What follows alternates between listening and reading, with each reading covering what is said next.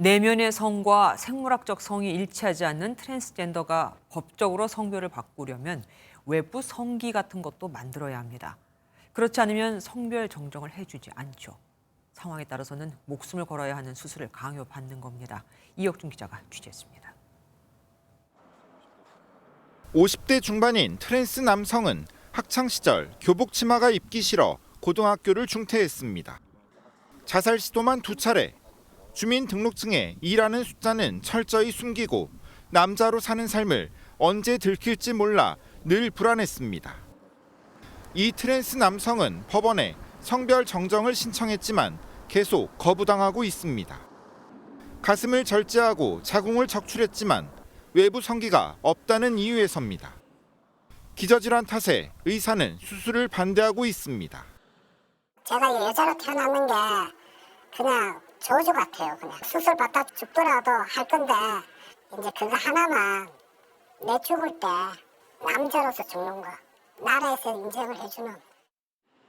지난 2월 15일 서울 서부지방법원에선 정신적 요소가 성 정체성 판단의 근본 기준이라며 이례적인 판결을 내놨습니다. 성별 정정을 위해 성기를 바꾸는 수술이 필요 없다는 건데 관련 논문까지 낸 담당 판사는 트랜스젠더에 대한 이해가 깊었습니다.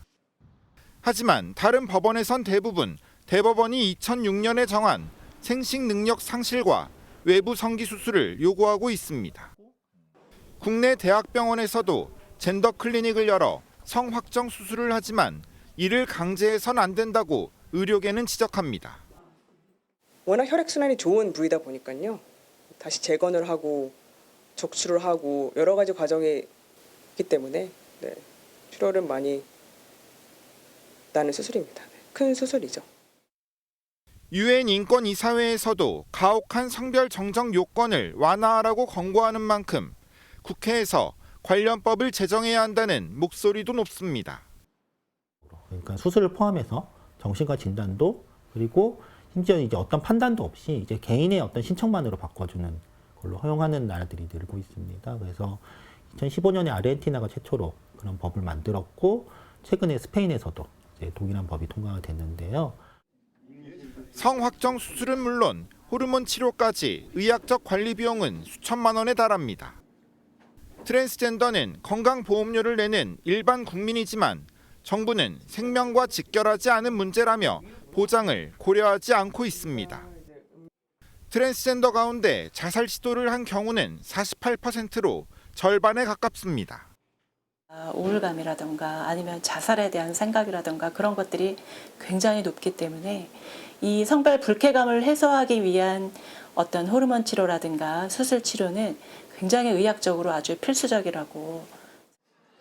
내면의 성별과 외부로 보이는 모습이 다른 탓에 우리 사회의 일원으로 인정받지 못하는 트랜스젠더는 25만 명 이상으로 추정하고 있습니다. MBN 뉴스 이혁준입니다. 안녕하세요. 김주하입니다. 공정하고 신속한 MBN 뉴스, 유튜브를 통해서도 만나보실 수 있습니다. 특히 더 많은 뉴스와 라이브를 보고 싶으시다면 오른쪽을 눌러서 구독하시면 됩니다. 어렵지 않죠? 빠르고 정확한 뉴스로 계속 찾아뵙겠습니다. MBN 뉴스를 시청해주신 여러분 고맙습니다.